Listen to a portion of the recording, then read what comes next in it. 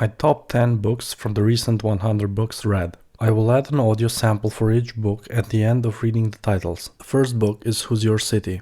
How the Creative Economy is Making Where to Live the Most Important Decision of Your Life by Richard Florida. It teaches you about economic areas and how the mechanisms of cities work. 2. Charlie Munger, The Complete Investor by Tren Griffin. It teaches you the basics of economy and investing in the eyes of Charlie Munger. 3. The Everything Store, Jeff Bezos and the Age of Amazon by Brad Stone.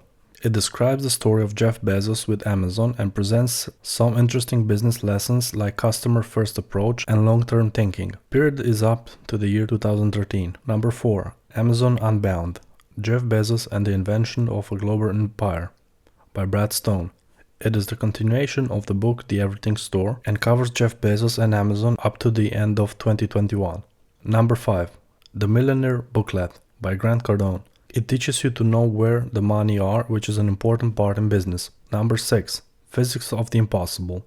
A scientific exploration into the world of phasers, force fields, teleportation, and time travel by Michio Kaku. It describes what great things are possible in the future based on physics. Number 7. Einstein's Cosmos. How Albert Einstein's vision transformed our understanding of space and time. Great Discoveries by Michio Kaku. Details about the life and impact of the discoveries of Albert Einstein. Number 8. Elon Musk, Tesla, SpaceX, and the Quest for a Fantastic Future by Ashley Venice. It's the story of Elon Musk and his accomplishments. It is covered up to the year 2015. Number 9. Think Like a Champion, an informal education in business and life by Donald J. Trump. It is about motivation and mindset. Number 10. Flow, Living at the Peak of Your Abilities by Mihail Csikszentmihalyi. How to get the best out of you and work at full capacity. Now I will play the samples for each book. It is all well and good to know that place affects happiness, that the happiest communities tend to be open-minded, vibrant places where people feel free to express themselves and cultivate their identities, and that these communities tend to foster creativity. But fulfilling the first part of the equation, finding a place that makes us happy, is not always so simple. The key to finding our happy place largely depends on identifying what it is we most want out of it. As the old adage, different strokes for different folks tells us, not all people want or need the same things. Knowing what matters most to you, what your priorities and needs are, is a key part of the battle. The play between our psychological wants and needs and what our communities can offer, I call fit. Whatever it's called, it's important to get it right. My wife Rana, who writes a syndicated relationship advice column with her 3 sisters, compares the search for a place of one's own to finding the right mate. She says you have to look inward and figure out exactly what makes you tick in order to choose a place that will allow you to grow and develop. And remember, she adds, if you don't remain happy, there's no shame in moving on. A young graduate assistant also compared relocating to dating. She's already moved plenty of times in her young life and has had different relationships with each place. She hasn't ever committed to one location. Instead, she's dated a few that seem to fit at various stages of her life. There is one special city she's gotten to know pretty well. She lived there in graduate school and thinks it might be her true love. But for now, she's thousands of miles away and enjoying where she is. The point is not to treat anyone like a hero, but rather to consider whether Munger, like his idol Benjamin Franklin, may have qualities, attributes, systems, or approaches to life that we might want to emulate, even in part. This same process explains why Munger has read hundreds of biographies. Learning from the successes and failures of others is the fastest way to get smarter and wiser without a lot of pain. Despite his irreverence, Munger is a teacher in his own inimitable way. He said once, "The best thing a human being can do is help another human being know more." Charlie Munger, Berkshire Annual Meeting, 2010. Much of what is interesting about Munger is explained by this simple sentence: I observe what works and what doesn't, and why. Life happens to Munger as it does to everyone, But unlike many people, he thinks deeply about why things happen and works hard to learn from the experience. Like Warren Buffett, Munger was born and raised in Omaha, Nebraska. He studied mathematics at the University of Michigan, but his path toward a college degree was interrupted by World War II. During the war, he served as a meteorologist in the U.S. military, receiving his training at the California Institute of Technology. After the war ended, he was able to secure a place at Harvard Law School without an undergraduate degree. He learned to like California during his time at Caltech, and after law school, he proceeded to form with a few partners what would become one of the nation's most prestigious law firms.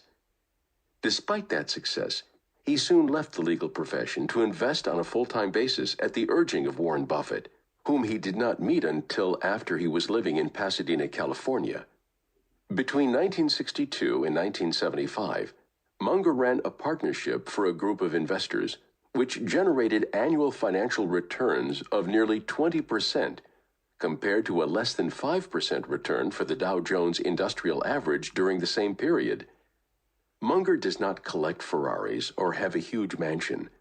In many aspects of his life that do not involve ideas or investing, Munger is quite ordinary, despite being a billionaire.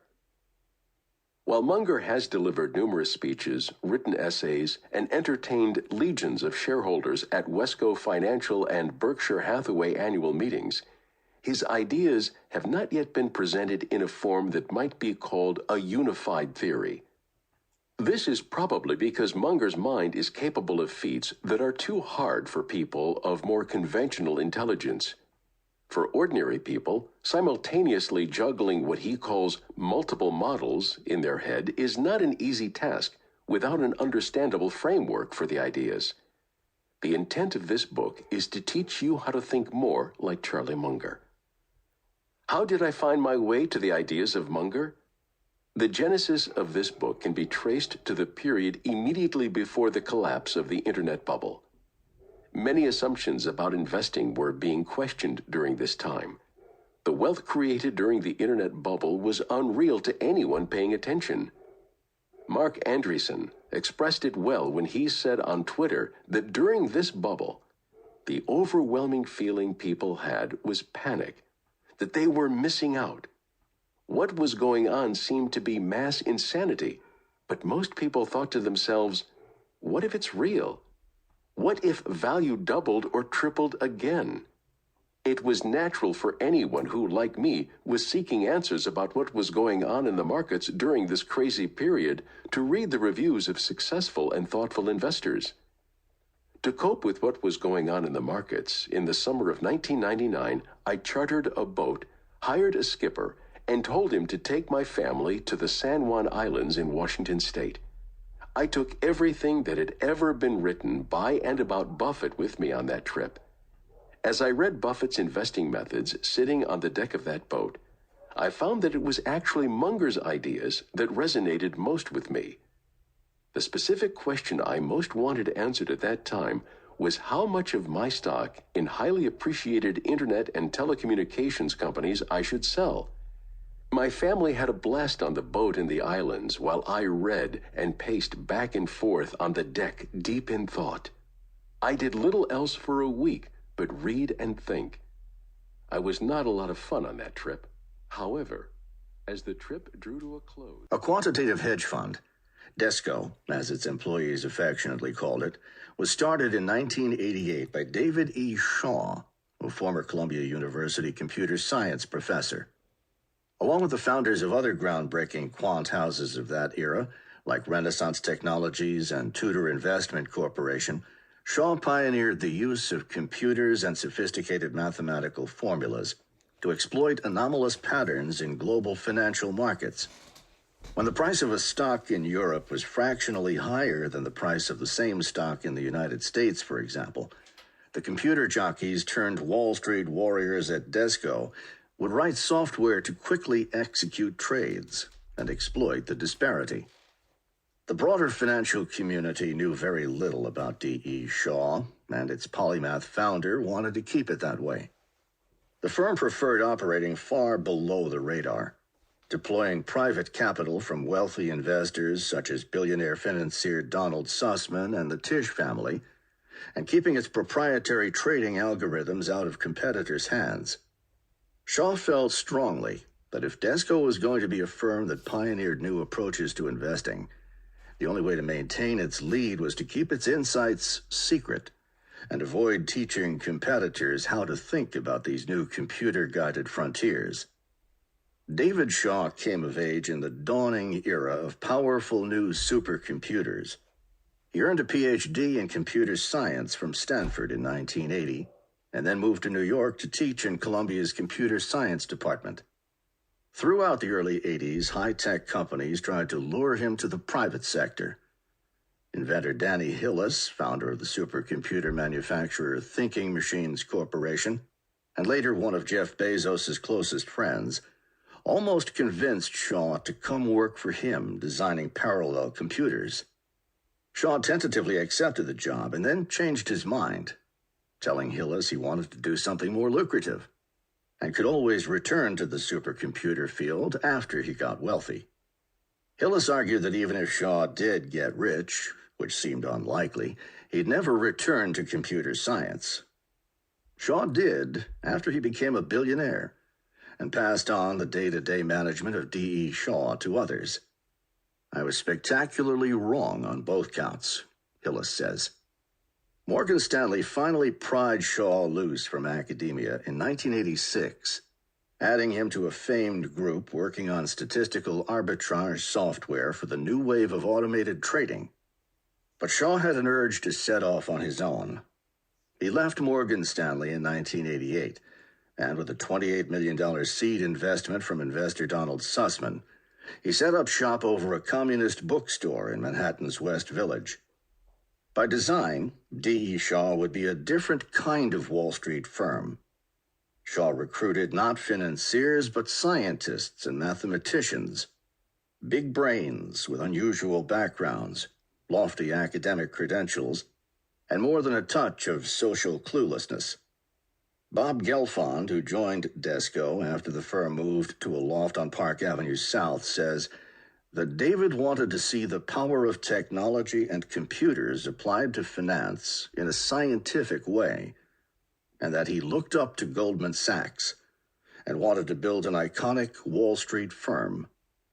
In these ways and many others, David Shaw brought an exacting sensibility to the management of his company. He regularly sent out missives, instructing employees to spell the firm's name in a specific manner, with a space between the D period and the E period. He also mandated that everyone use a canonical description of the company's mission. It was to trade stocks, bonds, futures, options, and various other financial instruments, precisely in that order. Shaw's rigor extended to more substantive matters as well. Any of his computer scientists could suggest trading ideas, but the notions had to pass demanding scientific scrutiny and statistical tests to prove they were valid. In 1991, D.E. Shaw was growing rapidly, and the company moved to the top floors of a midtown Manhattan skyscraper a block from Times Square. The firm's striking but sparely decorated... Oh, none of you do, thanks, he said to laughs. Every interesting thing I've ever done, every important thing I've ever done, every beneficial thing I've ever done has been through a cascade of experiments and mistakes and failures, Bezos continued. I'm covered in scar tissue as a result of this. He recalled selecting McCurdy from binders of artists provided by the museum and said he was looking for someone who would paint me hyper-realistically with every flaw, every imperfection, every piece of scar tissue that I have. The audience responded to Bezos' speech with a rapturous standing ovation. It was that kind of evening. The band Earth, Wind, and Fire played, guests drank and danced, and the comedian James Corden presented an award-to-win tour while impersonating her in a blonde wig, black sunglasses, and fur-lined coat. "Ask Jeff Bezos to get me a coffee," he vamped. The well-heeled crowd roared in delight. Outside that prosperous gathering, though, the feelings toward Amazon and its CEO in the midst of the company's 26th year were far more complicated. Amazon was booming, but its name was stained. Wherever there was applause, there was also discordant criticism. Amazon was admired and even beloved by customers, while its secretive intentions were often mistrusted, and the towering net worth of its founder, set against the plight of its blue-collar workforce in company warehouses, provoked unsettling questions about the asymmetric distribution of money and power. Amazon was no longer just an inspiring business story, but a referendum on society and on the responsibilities that large companies have towards their employees, their communities, and the sanctity of our fragile planet. Bezos had attempted to address that latter concern by conceiving the Climate Pledge, a promise that Amazon would be carbon neutral by 2040, 10 years before the most ambitious goal set by the Paris Climate Accords. Critics were hammering Amazon to follow other companies and reveal its carbon footprint, its contribution to the harmful gases that were rapidly warming the globe. Its sustainability division had labored for years to create more efficient standards for its buildings and to cut down on wasteful packaging materials. But it wasn't enough to simply publicize their work and follow other companies by releasing a carbon impact report. Bezos insisted that Amazon approach the issue creatively so that it might be viewed as a leader and its millions of customers around the world could still feel good about visiting the site and clicking the buttons labeled Buy Now. No concrete way existed to achieve this goal, particularly in the face of Amazon's growing armada of pollution-spewing airplanes, trucks, and delivery vans. Nevertheless, Bezos wanted to unveil the pledge and invite other companies to sign it with a grand gesture. One idea actively discussed inside the company was for him to announce the initiative with a video that he would personally record from one of the polar ice caps. Employees in Amazon's sustainability and public relations departments actually spent a few days contemplating how to pull off that nightmarishly complex and carbon-intensive feat, until they mercifully gave up the notion. Bezos would do it in the far more accessible and warmer confines of the National Press Club in Washington, D.C. On the morning of September 19th, 2019, 2 months before the gala at the Smithsonian, a few dozen members of the press gathered for a rare audience with Amazon's CEO. Bezos sat on a small stage with Christiana Figueres, former executive secretary of the United Nations Framework Convention on Climate Change. Predictions made by climate scientists just 5 years ago are turning out to be wrong, he began. The Antarctic ice sheets are melting 70% faster than predicted 5 years ago. Oceans are warming 40% faster. To help meet its new goals, he continued, Amazon would move to power its operations with 100% renewable energy. It would start by placing an order for 100,000 electric vans from the Plymouth, Michigan-based startup that Amazon had helped fund, Rivian Automotive. In the Q&A session that followed, a reporter asked Bezos about a group of workers who had banded together under the mantle Amazon Employees for Climate Justice. They were demanding, among other things, that the company withdraw financial support for climate-denying politicians and break its cloud computing contracts with fossil fuel companies. I think it's totally understandable, said Bezos of the group's concerns, while noting that he didn't agree with all of their demands. We don't want this to be the tragedy of the commons. We all have to work together on this. A few months later... This is the Millionaire Booklet, How to Get Super Rich. My name's Grant Cardone. I'm the author. I wrote this book for you to get super rich, to become a millionaire, because I think it's important. I want to help you and help as many people as possible become financially prosperous, affluent millionaires, even super rich. Preface. I was inspired to write this book after attending a charity event. It was a Sunday night when a couple of hundred people showed up for dinner, knowing they were going to be asked to give money. The target was $2 million, and I looked around the room to see who could actually pay. I thought the target impossible based on what I saw. The room filled with hardworking, super generous people who had already given much of their time, much of their money, borrowed money, and many had volunteered weeks, weekends, days for years. Some of them had done all three. I could tell they wanted to do more. They wanted to give more, but most of the audience, in truth, was tapped out. About 20% of the total in the room was raised by 50 people. There was another $500,000 of the $2 million target raised by only 4 families, still leaving us $1 million short. The last $1 million was donated by one generous guy, and the audience was thrilled. They were amazed. People were crying, and they were proud because they had achieved this vital goal of funding this worthy project. As I looked around watching everyone celebrate, I realized there was not a person in the room that would not have traded positions with the guy who wrote the last $1 million check. I came home that night inspired and told my wife, I'm going to write a book to teach people how to become millionaires. And that night, I wrote this book. The Millionaire Booklet was written without a ghostwriter, without impressive words, without a bunch of economic facts. In fact, this book was written in 2 hours. Forgive me in advance for its simplicity. I hope to make millionaires with this small booklet, not award-winning writers or economists. I'm not trying to impress you with what I've accomplished in my life or how much I know. The reality is what I have created financially in my life is very simple, and that is why it will work for you. I want to help you reach millionaire status, even get super rich if you so choose. If you believe that you deserve to be the person in the room that writes that last check for $1 million, $10 million, or even $100 million, I want to help you. Without Dr. Zarkov, there would be no rocket ship, no trips to Mongo, no saving Earth. Heroics aside, without science, there is no science fiction. I came to realize that these tales were simply impossible in terms of the science involved, just flights of the imagination. Growing up meant putting away such fantasy. In real life, I was told, one had to abandon the impossible and embrace the practical. However, I concluded that if I was to continue my fascination with the impossible, the key was through the realm of physics. Without a solid background in advanced physics, I would be forever speculating about futuristic technologies without understanding whether or not they were possible.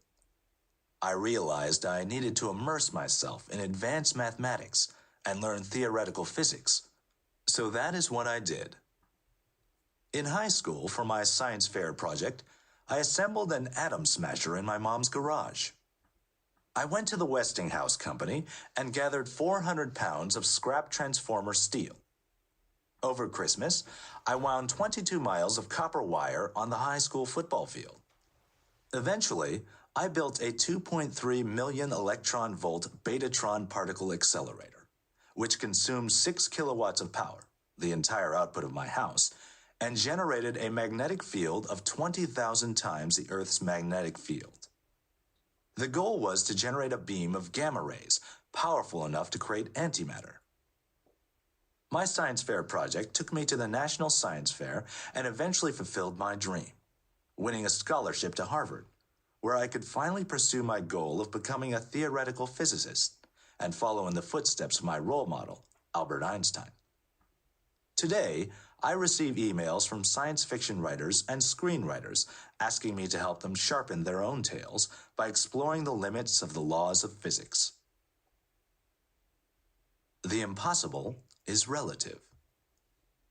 As a physicist, I have learned that the impossible is often a relative term. Growing up, I remember my teacher one day walking up to the map of the Earth on the wall and pointing out the coastlines of South America and Africa. Wasn't it an odd coincidence, she said, that the two coastlines fit together, almost like a jigsaw puzzle? Some scientists, she said, speculated that perhaps they were once part of the same vast continent. But that was silly. No force could possibly push two gigantic continents apart. Such thinking was impossible, she concluded. Later that year, we studied the dinosaurs. Wasn't it strange, our teacher told us, that the dinosaurs dominated the Earth for millions of years, and then one day, they all vanished. No one knew why they had all died off. Some paleontologists thought that maybe a meteor from space had killed them. But that was impossible, more in the realm of science fiction. Today, we now know that through plate tectonics, the continents do move, and that 65 million years ago, a gigantic meteor measuring 6 miles across most likely did obliterate the dinosaurs and much of life on Earth. In my own short lifetime, I have seen the seemingly impossible become established scientific fact over and over again. So is it impossible to think we might one day be able to teleport ourselves from one place to another? Or build a spaceship that will one day take us light years away to the stars? Normally, such feats would be considered impossible by today's physicists. Might they become possible within a few centuries? Or in 10,000 years, when our technology is more advanced? Or in 1,000,000 years? To put it another way, if we were to somehow encounter a civilization 1,000,000 years more advanced than ours, would their everyday technology appear to be magic to us? That, at its heart, is one of the central questions running through this book. Just because something is impossible today, will it remain impossible centuries or millions of years into the future? Given the remarkable advances in science in the past century, especially the creation of the quantum theory and general relativity, it is now possible to give rough estimates of when, if ever, some of these fantastic technologies may be realized. With the coming of even more advanced theories, such as string theory, even concepts bordering on science fiction, such as time travel and parallel universes, are now being re-evaluated by physicists. Think back 150 years to those technological advances that were declared impossible by scientists at the time, and that have now become part of our everyday lives. Jules Verne wrote a novel in 1863, Paris in the 20th Century, which was locked away and forgotten for over a century until it was accidentally discovered by his great-grandson and published for the first time in 1994. In it, Verne predicted what Paris might look like in the year 1960. His novel was filled with technology that was clearly considered impossible in the 19th century, including fax machines, a worldwide communications network, glass skyscrapers, gas-powered automobiles, and high-speed elevated trains. Not surprisingly, Verne could make such stunningly accurate predictions because he was immersed in the world of science, picking the brains of scientists around him. A deep appreciation for the fundamentals of science allowed him to make such startling predictions. Sadly, some of the greatest scientists of the 19th century took the opposite position and declared any number of technologies to be hopelessly impossible. Lord Kelvin, perhaps the most prominent physicist of the Victorian era, he is buried next to Isaac Newton in Westminster Abbey, declared that heavier-than-air devices such as the airplane were impossible. He thought X-rays were a hoax, and that radio had no future. Lord Rutherford, who discovered the nucleus of the atom, dismissed the possibility of building an atomic bomb, comparing it to moonshine. Chemists of the 19th century declared the search for the philosopher's stone, a fabled substance that can turn lead into gold, a scientific dead end. 19th century chemistry was based on the fundamental immutability of the elements, like lead. Yet with today's atom smashers, we can, in principle, turn lead atoms into gold.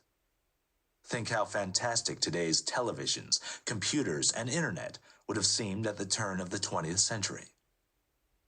More recently, black holes were once considered to be science fiction. Einstein himself wrote a paper in 1939 that proved that black holes could never form. Yet today, the Hubble Space Telescope and the Chandra X-ray Telescope have revealed thousands of black holes in space. The reason that these technologies were deemed impossibilities is that the basic laws of physics and science were not known in the 19th century and the early part of the 20th. Given the huge gaps in the understanding of science at the time, especially at the atomic level, It's no wonder such advances were considered impossible. Studying the impossible. Ironically, the serious study of the impossible has frequently opened up rich and entirely unexpected domains of science. For example, over the centuries, the frustrating and futile search for a perpetual motion machine led physicists to conclude that such a machine was impossible, forcing them to postulate the conservation of energy and the three laws of thermodynamics. Thus, the futile search to build perpetual motion machines helped to open up an entirely new field of thermodynamics, which in part laid the foundation of the steam engine, the machine age, and the modern industrial society. At the end of the 19th century, scientists decided that it was impossible for the Earth to be billions of years old. Lord Kelvin declared flatly that a molten Earth would cool down in 20 to 40 million years, contradicting the geologists and Darwinian biologists who claimed that the Earth might be billions of years old. The impossible was finally proven to be possible with the discovery of the nuclear force by Madame Curie and others, showing how the center of the Earth, heated by radioactive decay, could indeed be kept molten for billions of years. We ignore the impossible at our peril. In the 1920s and 1930s, Robert Goddard, the father of modern rocketry, was the subject of intense criticism by those who thought that rockets... A journalist once asked Albert Einstein, the greatest scientific genius since Isaac Newton, to explain his formula for success. The great thinker thought for a second and then replied, "If A is success, I should say the formula is A equals X plus Y plus Z, X being work and Y being play." "And what is Z?" asked the journalist. "Keeping your mouth shut," he replied. What physicists, kings and queens, and the public found endearing was his humanity, his generosity, and his wit, whether he was championing the cause of world peace or probing the mysteries of the universe. Even children would flock to see the grand old man of physics walk the streets of Princeton, and he would return the favor by wiggling his ears back at them. Einstein liked to chat with a particular 5-year-old boy who would accompany the great thinker on his walks to the Institute for Advanced Study. One day, while they were strolling, Einstein suddenly burst out in laughter. When the boy's mother asked him what they talked about, her son replied, "I asked Einstein if he had gone to the bathroom today." The mother was horrified, but then Einstein replied, "I'm glad to have someone ask me a question I can answer." As physicist Jeremy Bernstein once said, everyone who had real contact with Einstein came away with an overwhelming sense of the nobility of the man. The phrase that recurs again and again is his humanity, the simple, lovable quality of his character. Einstein, who was equally gracious to beggars, children, and royalty alike, was also generous to his predecessors in the illustrious pantheon of science. Although scientists, like all creative individuals, can be notoriously jealous of their rivals and engage in petty squabbles, Einstein went out of his way to trace the origins of the ideas he pioneered back to the giants of physics, including Isaac Newton and James Clerk Maxwell, pictures of whom were prominently displayed on his desk and walls. In fact, the work of Newton on mechanics and gravity, and of Maxwell on light, formed the two pillars of science at the turn of the 20th century. Remarkably, almost the sum total of all physical knowledge at that time was embodied in the achievements of these two physicists. It's easy to forget that before Newton, the motion of our objects on Earth and in the heavens was almost totally unexplained, with many believing that our fates were determined by the malevolent designs of spirits and demons. Witchcraft, sorcery, and superstition were heatedly debated, even at the most learned centers of learning in Europe. Science, as we know it, did not exist. Greek philosophers, and Christian theologians in particular, wrote that objects moved because they acted out of human-like desires and emotions. To the followers of Aristotle, objects in motion eventually slowed down because they got tired. Objects fell to the floor because they longed to be united with the earth, they wrote. The man who would introduce order into this chaotic world of spirits was in a sense the opposite of Einstein in temperament and personality. While Einstein was always generous with his time and quick with the one-liner to delight the press, Newton was notoriously reclusive, with a tendency toward paranoia. Deeply suspicious of others, he had bitter, long-standing feuds with other scientists over priority. His reticence was legendary.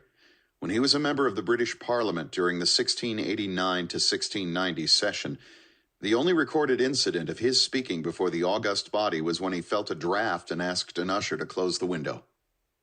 According to biographer Richard S. Westphal, Newton was a tortured man, an extremely neurotic personality who teetered always, at least through middle age, on the verge of breakdown. This question came from Elon Musk near the very end of a long dinner we shared at a high-end seafood restaurant in Silicon Valley. I'd gotten to the restaurant first and settled down with a gin and tonic, knowing Musk would, as ever, be late. After about 15 minutes, Musk showed up wearing leather shoes, designer jeans, and a plaid dress shirt. Musk stands 6'1", but ask anyone who knows him, and they'll confirm that he seems much bigger than that. He's absurdly broad-shouldered, sturdy, and thick. You'd figure he would use this frame to his advantage and perform an alpha male strut when entering a room. Instead, he tends to be almost sheepish. Its head tilted slightly down while walking, a quick handshake hello after reaching the table, and then butt in seat. From there, Musk needs a few minutes before he warms up and looks at ease. Musk asked me to dinner for a negotiation of sorts.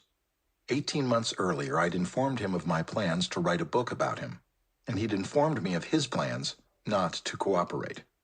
His rejection stung, but thrust me into dogged reporter mode. If I had to do this book without him, so be it. Plenty of people had left Musk's companies, Tesla Motors and SpaceX, and would talk, and I already knew a lot of his friends. The interviews followed one after another, month after month, and 200 or so people into the process, I heard from Musk once again. He called me at home and declared that things could go one of two ways. He could make my life very difficult, or he could help with the project after all. He'd be willing to cooperate if he could read the book before it went to publication, and could add footnotes throughout it.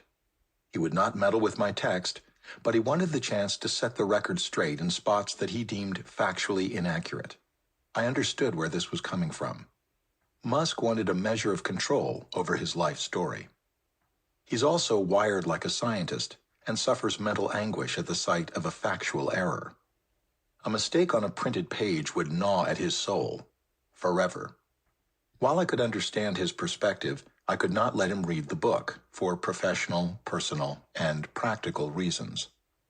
Musk has his version of the truth, and it's not always the version of the truth that the rest of the world shares. He's prone to verbose answers to even the simplest of questions as well, and the thought of 30-page footnotes seemed all too real. Still, we agreed to have dinner, chat all this out, and see where it left us. Our conversation began with a discussion of public relations people. Musk burns through PR staffers notoriously fast, and Tesla was in the process of hunting for a new communications chief. "Who is the best PR person in the world?" he asked in a very Muskian fashion. Then we talked about mutual acquaintances, Howard Hughes, and the Tesla factory. When the waiter stopped by to take our order, Musk asked for suggestions that would work with his low-carb diet. He settled on chunks of fried lobster soaked in black squid ink. The negotiation hadn't begun, and Musk was already dishing. He opened up about the major fear keeping him up at night, namely that Google's co-founder and CEO, Larry Page, might well have been building a fleet of artificial intelligence-enhanced robots capable of destroying mankind. "I'm really worried about this," Musk said. It didn't make Musk feel any better that he and Page were very close friends, and that he felt Page was fundamentally a well-intentioned person and not Dr. Evil. In fact, that was sort of the problem. Page's nice guy nature left him assuming that the machines would forever do our bidding. "I'm not as optimistic," Musk said. "He could produce something evil by accident." As the food arrived, Musk consumed it. That is, he didn't eat it as much as he made it disappear rapidly with a few gargantuan bites. Desperate to keep Musk happy and chatting, I handed him a big chunk of steak from my plate. The plan worked. For all of 90 seconds. Meat. Hunk. Gone. His thoughts, words, and actions are the same. Maybe this is why he is direct and blunt. He can be blunt because his thoughts, words, and actions are integrated, congruent, operating as one. Many of us know people who are actually three people. They think one thing, say something else, and do not do what they say or think. I have observed these kinds of people, who are really three people, achieve limited success and live conflicted lives. In early 1980, I lost my first major business. Losing everything was as horrible as you might expect. Losing everything gave power to the loser in me. Worst of all, I had lost confidence in myself. I knew what I had to do, but for some reason, I simply did not do what I knew I had to do. My personal battle between 1980 and 1990 was to gain power over my own thoughts. To regain power over my thoughts, I began reading and listening to great thoughts from great people, and then made those thoughts mine. Slowly but surely, my business life began to turn, and I began to win again. In 1987, just after the stock market crashed, I came across Donald's book, The Art of the Deal. My wife Kim and I put aside everything we were doing and read that book. As the world was crashing down, we had the opportunity and benefit through Donald's thoughts, words, and actions to see the world of business. By 1994, Kim and I were financially free. In our quiet moments, Kim and I often discuss how Donald's book inspired us to go on, even though the world was crashing down around us. In 1997, reading his book, The Art of the Comeback, verified for us that we were following the thoughts of a great man. Very few people will talk publicly, much less write about their mistakes, their lessons, and their comeback. In 2004, Kim and I met Donald for the first time. Obviously, he did not know who we were. Yet, he was extremely gracious, and we thanked him for sharing his thoughts through his books. In late 2006, Donald and I published our book, Why We Want You to Be Rich: 2 Men, 1 Message. Fueled by our shared concern for people and our desire to teach, Donald and I collaborated on this book, predicting much of the financial chaos 2008 would bring.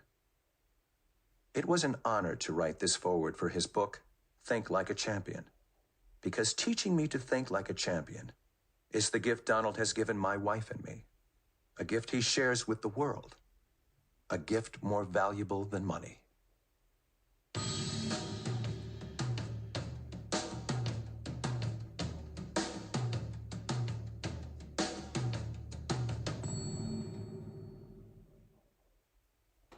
The future belongs to those who believe in the beauty of their dreams. Eleanor Roosevelt. Barack Obama election ushers in a different world.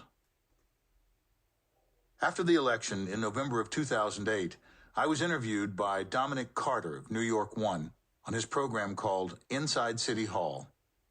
New York One is an all-news program that's popular in New York City, and Dominic Carter is someone for whom I have a great deal of respect. He should have a national show, but then New York would miss out on his full-time and dynamic presence here. He describes me as a man not known for keeping his opinions to himself, and we covered some interesting topics.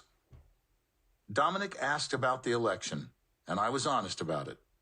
McCain was in an almost impossible situation. Bush had been so incompetent that any Republican would have a hard time unless they could bring back Eisenhower. Bush was a disaster for the country as well as for the Republican Party. Then he asked me about Barack Obama. I told him that Barack will need to be a great president because we're in serious trouble as a country. It hasn't been this way since 1929, so he doesn't have much choice. He will simply have to be great, which he has a very good chance of being. What he has done is amazing. The fact that he accomplished what he has in 1 year and against great odds is truly phenomenal. If someone had asked me if a black man or woman could become president, I would have said yes, but not yet. Barack Obama proved that determination combined with opportunity and intelligence can make things happen.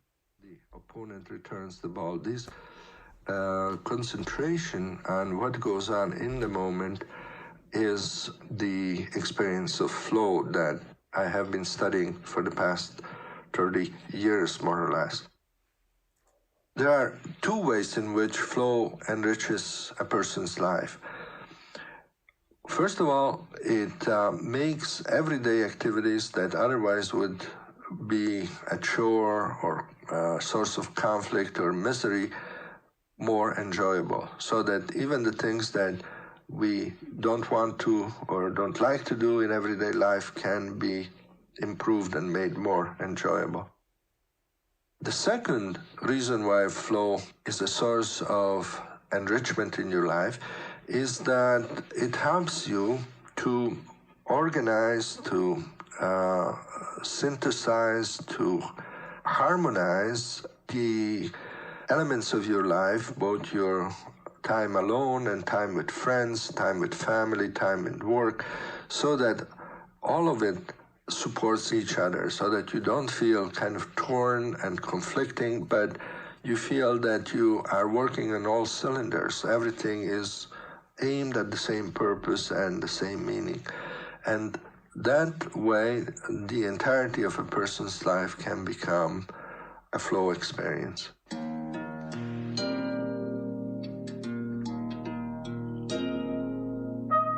For instance, one of the people that struck me most as having the ability to find flow in their lives was a 60-year-old worker in one of the factories in the south side of Chicago.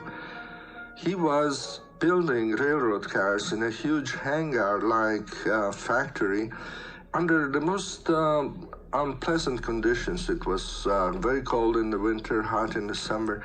But this man, who had only a 4-year education, his name was Joe, was among the most happy people that I ever met.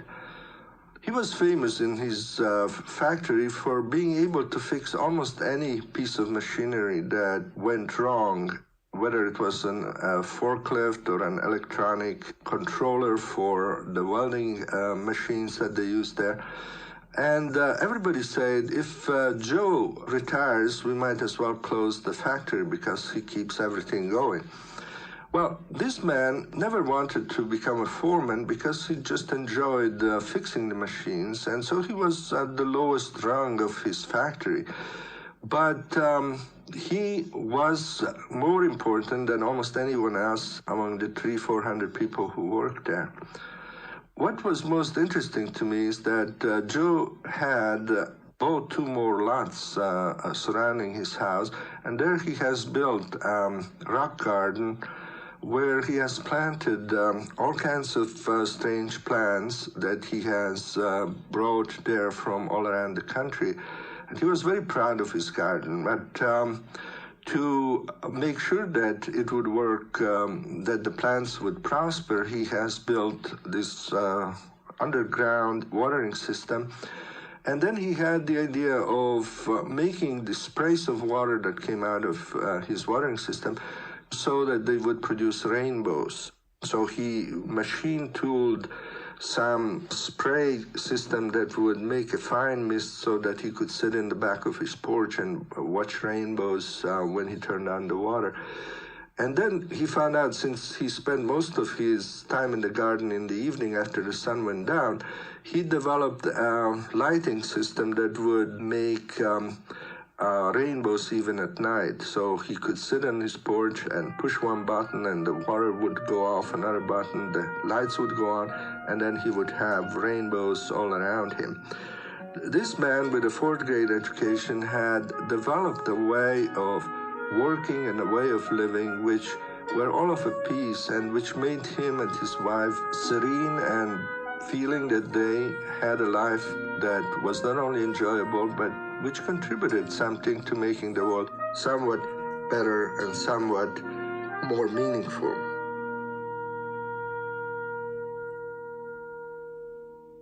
My interest in how to improve the quality of life came, I think, from my own experience during World War II, when, as a child, I saw